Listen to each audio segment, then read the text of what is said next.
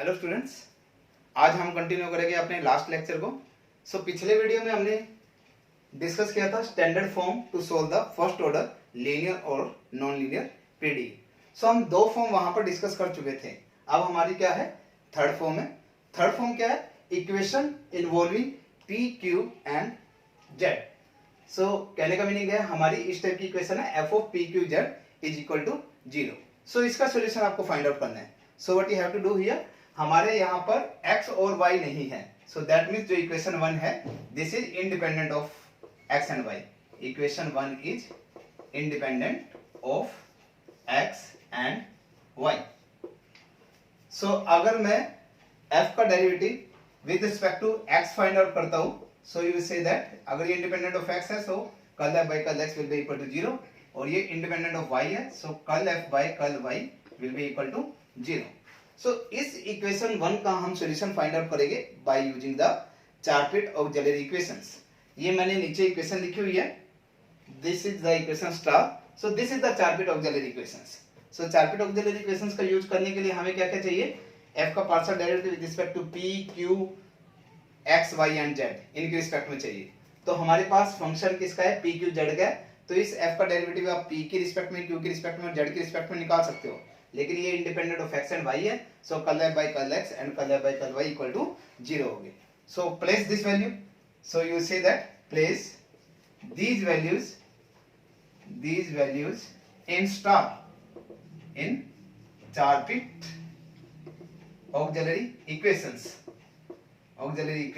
we get, what we will get, you write down that। हमें ये value रखनी है। हमारी चार-पिट auxiliary equations क्या बन जाएगी, dx, you write down that, dx dy dz, okay, you write down dp and dq, I'm writing down this one, and dx upon what, minus curl f by curl p, minus curl f by curl p, and dy upon minus curl f by curl q, and dz upon, इसे p से multiply करो, इसे q से, दोनों को add कर दो, minus p into curl f by curl p minus q into curl f by curl q, and dp divided by what, curl f by curl x plus p into curl f by curl z। लेकिन curl f by curl x आपका क्या है, 0। ये value अगर मेरी 0 हो जाती है तो क्या बचेगा, p into curl f by curl z। That will B p into curl f by curl z। dq divided bye क्या है, curl f by curl y plus q into curl f by curl z। लेकिन curl f by curl y की value आपके पास क्या है, 0। वो value अगर मैं यहाँ पे प्लेस करता हूँ तो क्या बचेगा, q into curl f by curl z। आपके पास ये चार-पिट ऑक्सिलरी इक्वेशंस बन गई। तो इन इक्वेशंस का आपने यूज करना है, दैट मींस इन फ्रैक्शंस का आपने यूज करना है to find out the solution for the equation number 1।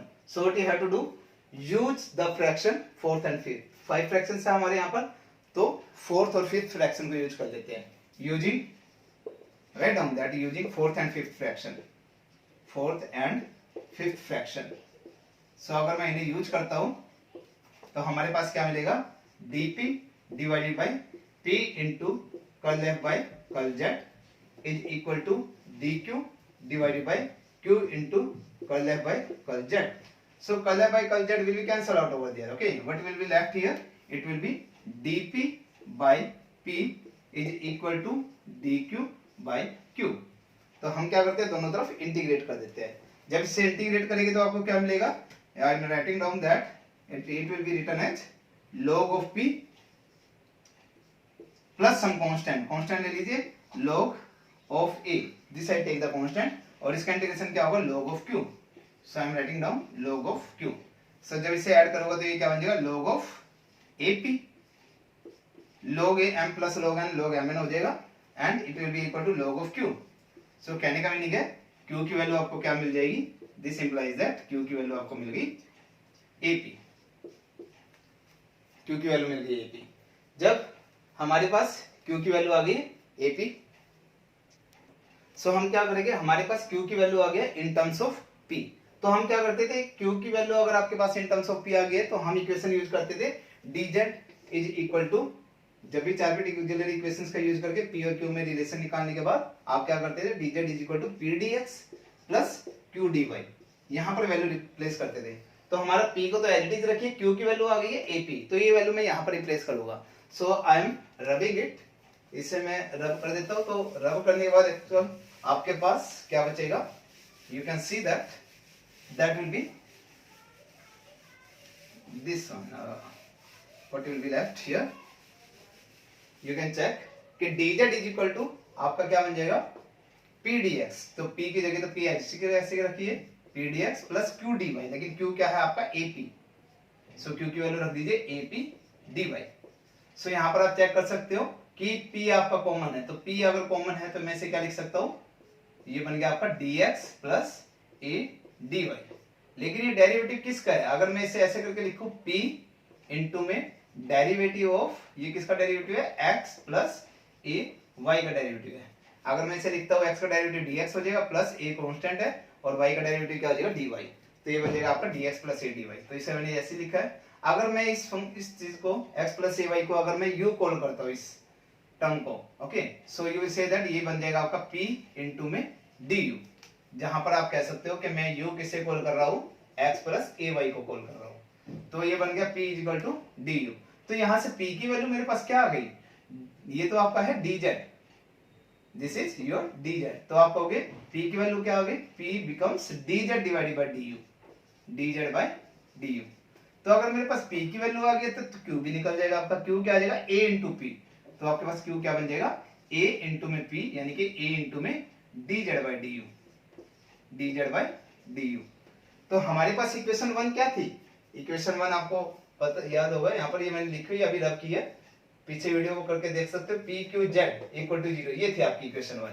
तो हम इस इक्वेशन में वैल्यू पुट कर देते हैं पी और क्यू की, तो हमारी आप कहोगे जो इक्वेशन 1 है वो क्या बन जाएगी, that becomes F of d z by, P की वैल्यू रख दो d z by d u, यहाँ पी की वैल्यू रखिए, क्यू की वैल्यू बन जाएगी A into d z by d u and z इसका ऐसे कैसे, that will be equal to 0।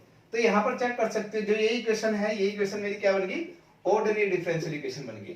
तो जब ये ऑर्डिनरी डिफरेंशियल इक्वेशन को सोल्व करोगे तो आपका क्या बन जाएगा, z is function of u बन जाएगा कुछ, क्योंकि z u के टर्म में आ जाएगा, तो z is a function of u। तो ये आपका सॉल्यूशन आएगा जहां पर u की वैल्यू क्या है आपकी x plus a y।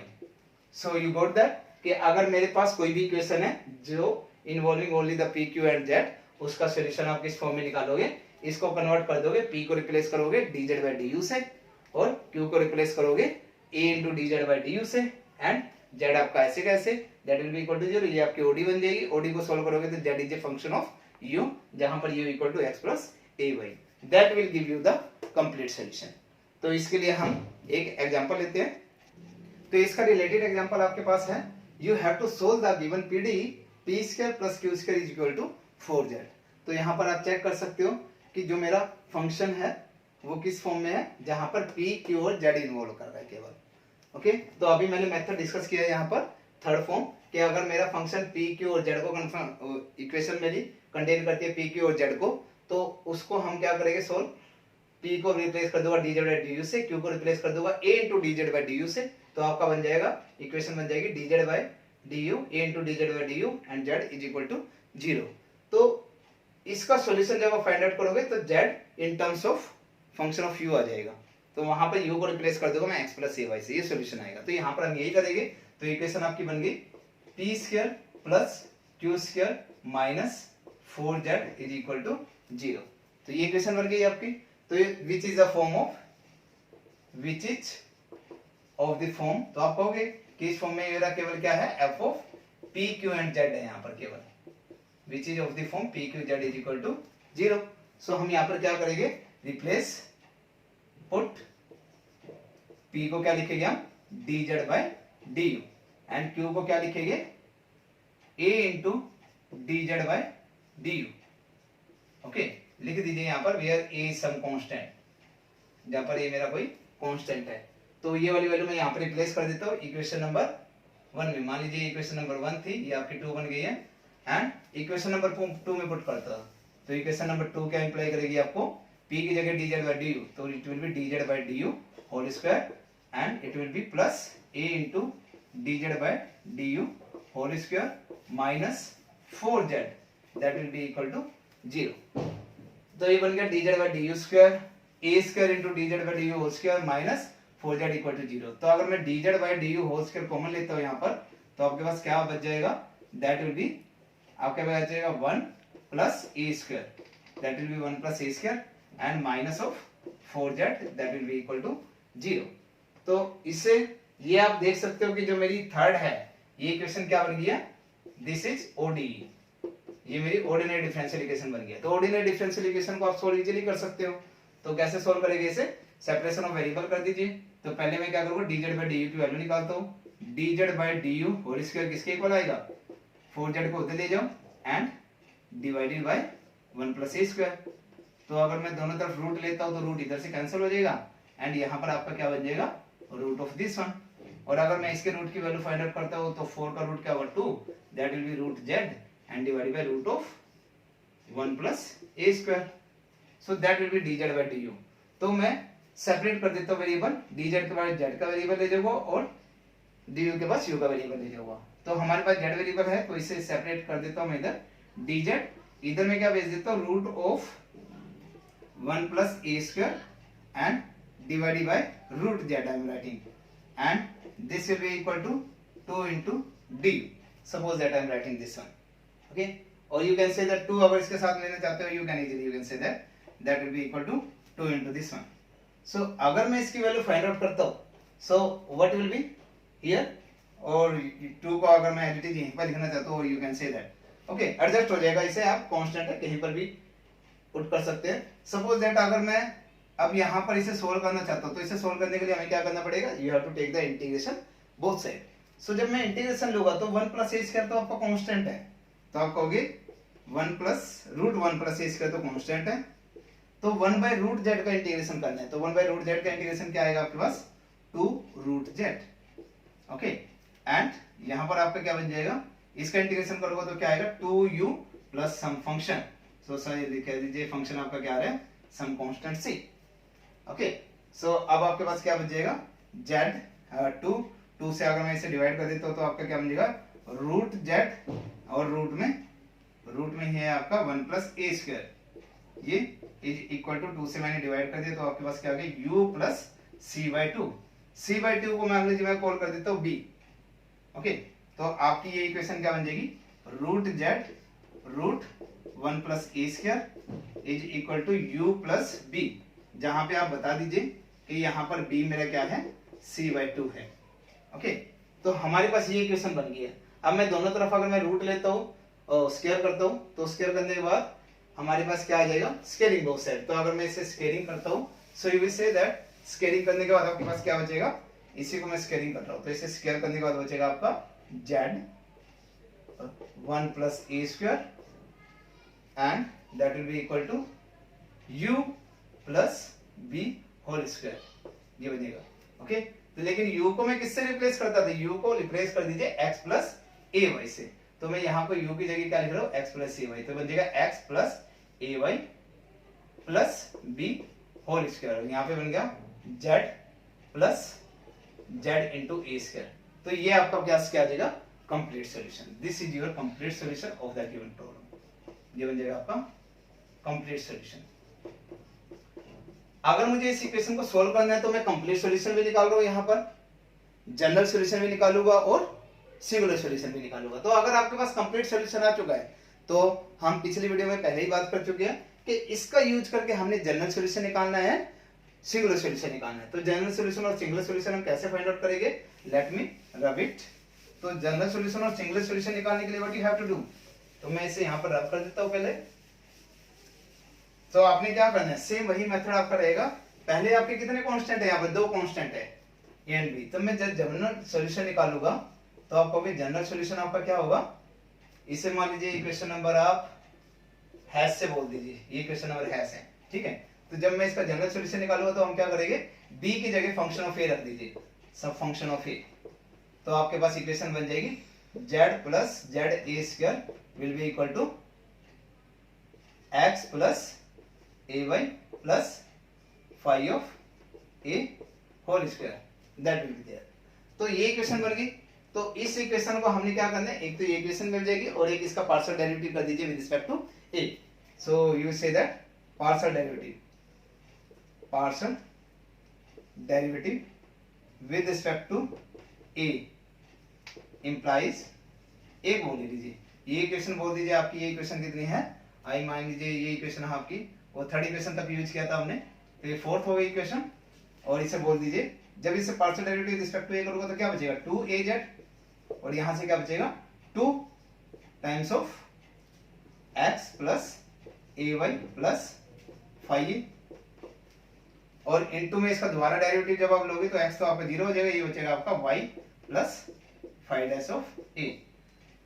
Okay, तो हमारे पास ये इक्वेशन आ गई है, ठीक है। तो हमने क्या करना है, ये इक्वेशन नंबर आपकी हो गई 5। सो इस फोर्थ और 5 को यूज करना है, तो उसमें से एलिमिनेट कर देना a को। सो you say that eliminating a from 4 and 5 gives the general solution. तो सेम मेथड जो हमने पिछले वीडियो में डिस्कस की थी कि 4 और 5 से हम a को रिमूव कर देंगे तो वो हमारा जनरल सॉल्यूशन देगा। अब अगर हम सिंगुलर सॉल्यूशन की बात करते हैं, तो सिंगुलर सॉल्यूशन हमारे पास क्या था, सिंगुलर सॉल्यूशन। तो सिंगुलर सॉल्यूशन के लिए हम क्या करते थे, जो भी हमारे पास गिवन इक्वेशन है z plus za² is equal to x plus ay plus b whole square. Okay, तो हमारे यहाँ पर दो कांस्टेंट है, एक कांस्टेंट a है, एक कांस्टेंट b है, तो हम दोनों के रिस्पेक्ट में इसका डेरिवेटिव निकालेंगे। 4 और 5 हो चुका है, इसमें 6 कॉल कर रहा हूँ यहाँ पर। ओके, तो अब मैं इसका डेरिवेटिव निकाल रहा हूँ, एक इक्वेशन 6 होगी, a की इसका पार्शियल डेरिवेटिव लो विद रिस्पेक्ट टू a, उसे इक्वल टू 0 पुट कर दो, कर ले बाय कर ले इक्वल टू 0। तो f क्या बन गया आपका, this minus this equal to 0, वो आपका f बन गया।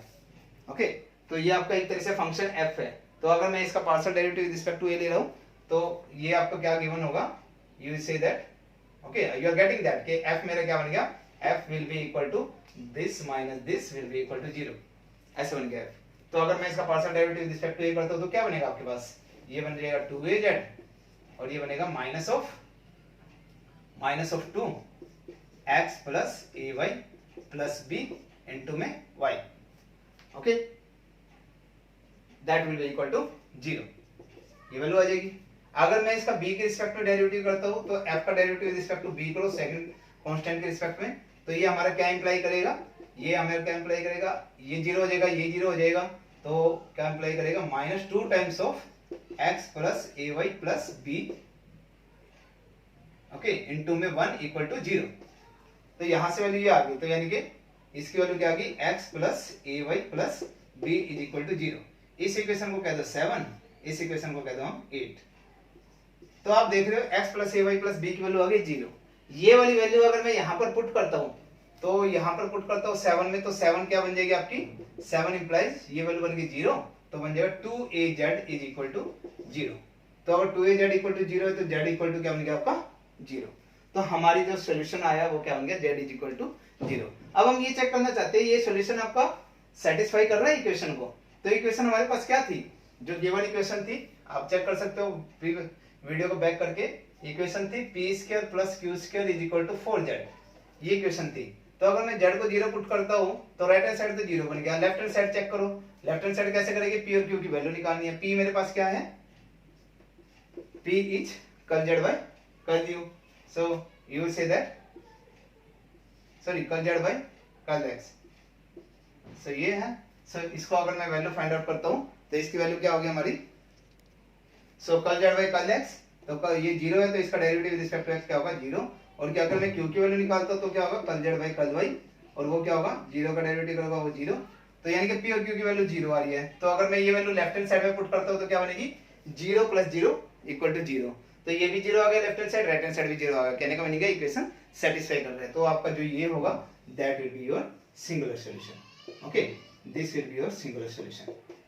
सो इस तरीके से आपने कोई गिवन प्रॉब्लम हो उसका आपने इस फॉर्म का यूज करके आपने क्या निकालना है, कंप्लीट सॉल्यूशन, फिर कंप्लीट सॉल्यूशन का यूज करके जनरल सॉल्यूशन है सिंगुलर सॉल्यूशन अपने फाइंड आउट करना है। नेक्स्ट हमारी है फॉर्म फोर्थ। सो अब हमारे पास है आपकी फोर्थ फॉर्म। तो फोर्थ फॉर्म हमारी किस टाइप की है, equation of the form f1 of xp is equal to f2 of yq। तो हमारी जो ये फॉर्म है, suppose that this is a form 1, I am calling this one is 1। So हमारे यहाँ पर क्या है, z अपीयर नहीं कर रहा है इक्वेशन नंबर 1 में। ओके, सो दैट मींस जो ये फंक्शन बनेगा f1 minus f2 this is independent of Z. So यहाँ पर क्या है, जो हमारी एक्स और पी की टर्म्स है उसको एक साइड में कंसीडर कर लीजिए एंड वाई और क्यू की टर्म्स है उसे राइट साइड में कंसीडर कर दीजिए। इससे कुछ फंक्शन ऑफ इसे f1 कैलकुलेट कर लीजिए जो x और p को कंटेन कर रहे हैं, और जो राइट हैंड साइड है जो y और q को कंटेन कर दिया उसे f2 कॉल कर दीजिए। तो मैं फर्स्ट इक्वेशन को रीराइट कर रहा हूँ, f1 ऑफ इसे लेफ्ट साइड में ले आइए, f1 of xp minus f2 of yq that will be equal to 0। अगर ये इक्वल टू 0 है तो इस इक्वेशन को मैं कॉल कर देता हूँ this is a function of f x y and P Q. Okay, X Y P Q is equal to 0। तो आपका जेड अपीयर यहाँ पर नहीं कर रहा है। अगर जेड अपीयर नहीं कर रहा है सो यू विल से दैट कर्ल एफ बाय इसे 2 कॉल कर देता हूँ मैं। Okay, so this is independent of Z, so you will से that curl F by curl Z that will be equal to 0। तो अब इसका सॉल्यूशन जो हमारे पास सेकंड इक्वेशन है फर्स्ट, और you can say that second, जो हमारी सेकंड इक्वेशन है इसका सॉल्यूशन अगर हमने फाइंड आउट करना है so again we will use the Charpit auxiliary equation. तो ये जो नीचे की तरफ मैंने चारपिट ऑक्सिलरी इक्वेशन लिख के रखी है, so this is capital F, so ये आपका कैपिटल एफ है, सो यहाँ पे इसे कैपिटल एफ कंसीडर कीजिए। Okay, so this is capital F. So अगर मैं इस पर चारपिट ऑक्सिलरी इक्वेशन लगा रहा हूँ तो कहने का मीनिंग आपको क्या निकालना है, पार्शियल डेरिवेटिव निकालना है with respect to x, with respect to y, with respect to p, with respect to q। बस curl F by curl Z आपका क्या बन जाएगा, 0 बन जाएगा।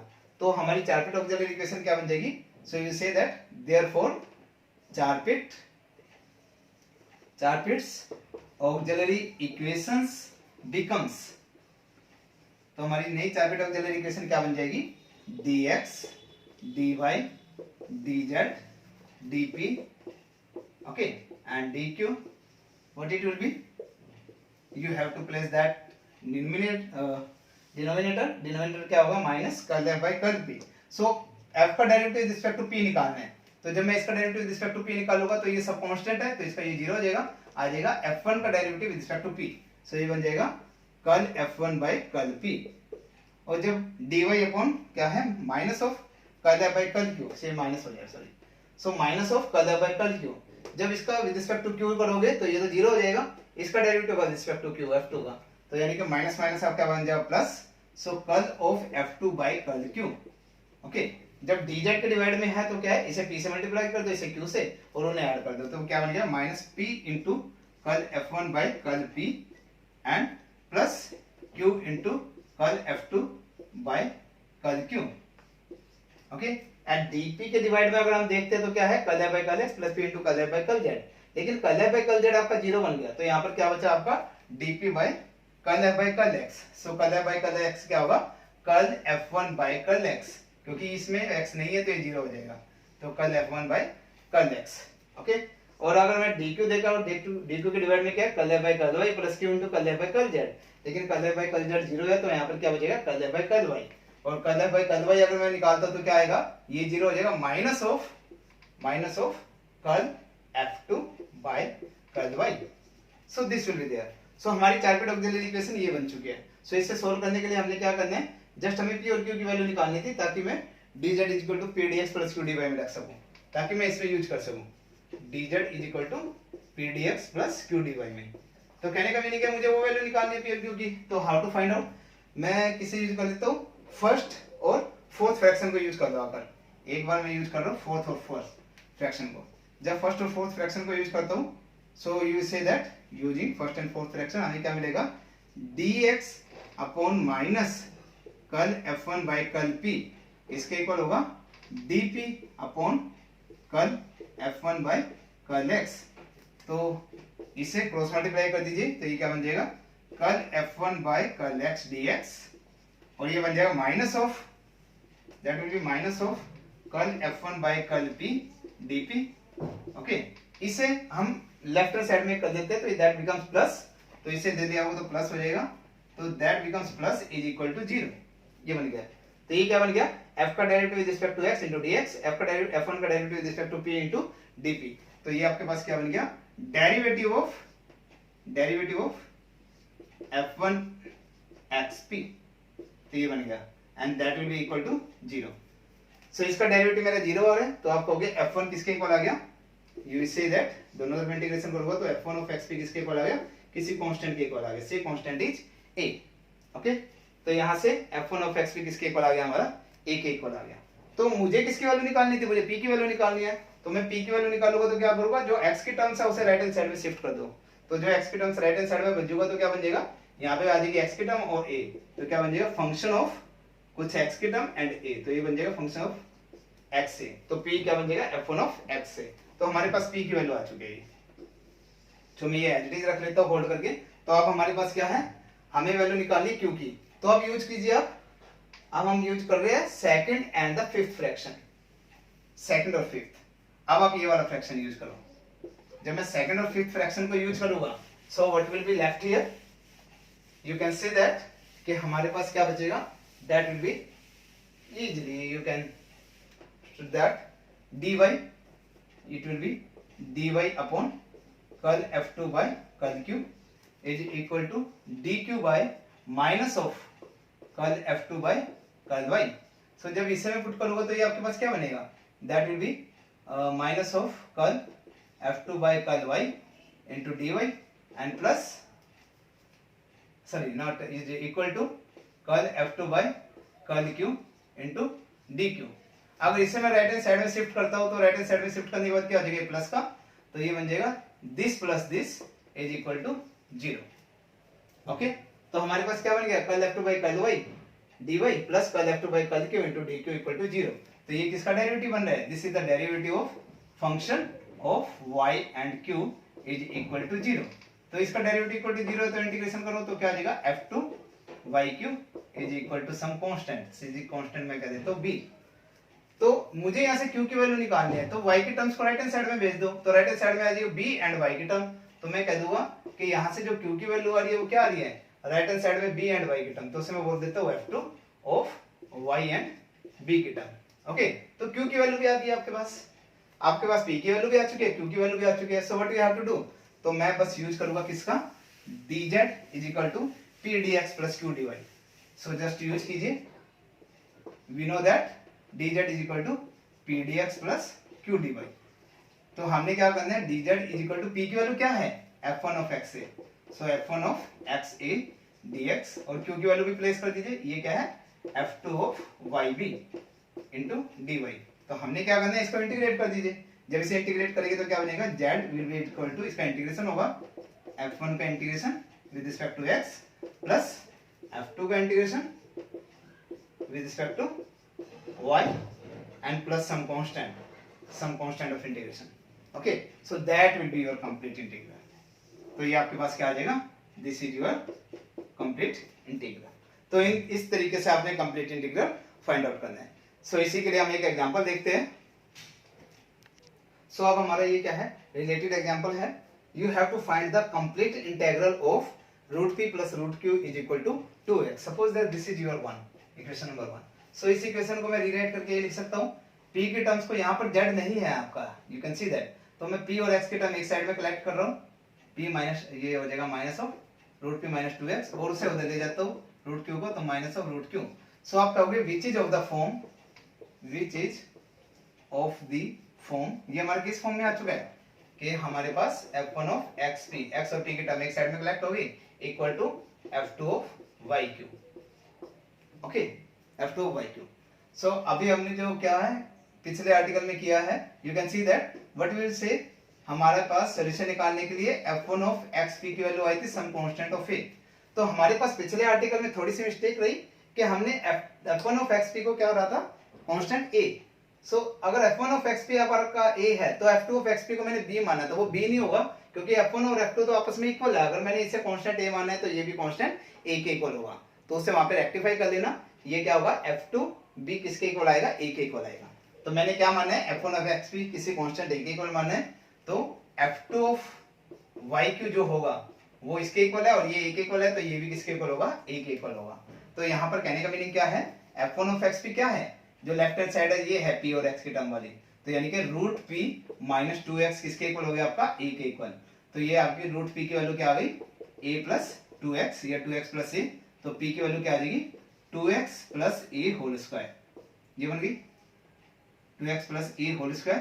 ओके, एंड अगर मैं यहां से देखता हूं राइट हैंड साइड, वो भी आपका a के इक्वल है, यानी कि राइट हैंड साइड क्या है माइनस रूट q, तो minus root q is equal to a है। तो अगर मैं Q की वैल्यू देखता हूँ तो Q की वैल्यू क्या आ जाएगी, दोनों तरफ स्केयरिंग कीजिए, Q will be equal to a square. तो ये आपके पास P की वैल्यू भी आ चुकी है, Q की वैल्यू भी आ चुकी है। सो यू से that put this value, put these values, कहां पे पुट करते हैं हम ये value, and dz is equal to p dx plus q dy। यहां पर वैल्यू प्लेस करके हम कंप्लीट इंटीग्रल निकालेंगे। तो हमारे पास p की वैल्यू प्लेस कर दीजिए, तो ये क्या बन जाएगा, dz इक्वल टू p क्या है आपका 2x plus a whole square, तो 2x plus a whole square dx। Okay, and q की वैल्यू क्या है, plus a square dy। Integration करना है, सो इसका इंटीग्रेशन क्या हो जाएगा, z। जब इसका इंटीग्रेशन करोगे तो क्या आ जाएगा आपके पास, that will be equal to 2x plus a whole cube divided by 3। लेकिन जब इसका डेरिवेटिव करोगे, जो इंटरनल टर्म है आपकी 2x प्लस a का डेरिवेटिव करोगे तो क्या आएगा 2, इसका derivative with respect to x करोगे तो क्या आएगा 2, तो 2 को भी आप डिनोमिनेटर में लिखोगे तो क्या बन जाएगा 2 into this. Okay, and plus a square constant है आपका, सो 1 बचेगा, 1 का इंटीग्रेशन क्या होगा y, सो ये बन जाएगा a square y and some another constant of integration, that is your b, or you can say that is your constant c. So what you have to do here now, तो आप क्या कीजिए, LCM जो आपका क्या है 2 into 3, ये आपका 2 into 3 है, 2 into 3 क्या हो गया 6, तो 6 एलसीएम ले लीजिए, तो क्या बन जाएगी equation, 6z will be equal to 2x plus a whole cube plus 6 a square y plus 6c। तो 6c को मैं क्या कॉल कर देता हूं, b, मान लीजिए, तो आप यहां पे लिख देना where b is equal to 6c। तो ये जो आपकी आई है, this solution is your complete solution, this is your complete integral. तो अगर आपने इसके अदर सॉल्यूशन भी निकालने हैं, general solution and singular solution, तो सभी टर्म्स को आप इधर ले आइए लेफ्ट साइड में, तो ये बन जाएगा 6z minus this will be equal to 0। तो जनरल सॉल्यूशन निकालने के लिए हम क्या करेंगे, हमारे पास दो कांस्टेंट है, तो उसे एक कांस्टेंट में कन्वर्ट कर दो, b की वैल्यू 5 ऑफ a रख देंगे, तो जो हमारे फंक्शन बनेगा उसमें b की वैल्यू 5 ऑफ a कर दो, तो सब जगह कांस्टेंट a बच जाएगा। तो दैट इक्वेशन इक्वल टू 0 और curl f by curl a equal to 0, उन दोनों को सोल्व करो, a को एलिमिनेट करो, जनरल सॉल्यूशन मिलेगा। एंड कंप्लीट अगर सिंगुलर सॉल्यूशन निकालना है तो इसे लेफ्ट हैंड साइड में ले जाओ, उसे फंक्शन कॉल कर दीजिए कैपिटल F, उसका derivative partial derivative with respect to a equal to 0 करो, partial derivative with respect to b equal to 0 करो। उन तीनों को सोल्व करके हमने क्या करना है, a और b को रिमूव कर दो, तो वो हमारा क्या देगा, सिंगुलर सॉल्यूशन, जैसा कि हमने पिछले एग्जांपल्स में डिस्कस किया है। सो इस तरीके से हमने क्या देखा कि हमारे पास 4 स्टैंडर्ड फॉर्म आ गई है first order non linear PDE को सोल्व करने के लिए। तो हमने जनरली उसमें जो ये हमारी टारगेट ऑक्सिलरी इक्वेशन सी, इसे यूज करने की जरूरत नहीं है, उसको थोड़ा छोटा फॉर्म करके हमारे पास कुछ स्टैंडर्ड फॉर्म्स आ गए, तो स्टैंडर्ड फॉर्म का यूज करके हम डायरेक्ट सॉल्यूशन निकाल सकते हैं। Okay, so I hope you understand that how to solve that the first order non-linear PDE. So next topic is your Jacobi method, that we will discuss in the next video. Thank you very much students.